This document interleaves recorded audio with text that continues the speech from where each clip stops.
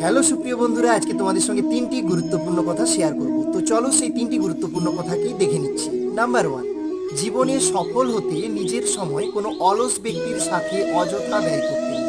জীবনে সফল হতে নিজের সময় কোনো অলস ব্যক্তির সাথে অযথা ব্যয় করতে নেই, কারণ সফলতা এবং অলসতা একে অপরের বড় শত্রু। সুতরাং সফলতা অর্জন করতে হলে আপনাকে অলস ব্যক্তির সঙ্গ ত্যাগ করতে হবে।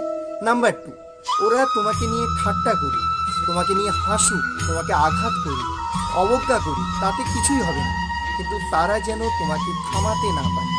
নাম্বার 3, স্বপ্ন সেটা নয় যেটা মানুষ ঘুমিয়ে ঘুমিয়ে দেখে। স্বপ্ন সেটা নয় যেটা মানুষ ঘুমিয়ে ঘুমিয়ে দেখে। স্বপ্ন সেটাই যেটা পূরণের প্রত্যাশা মানুষকে ঘুমোতে দেয় না।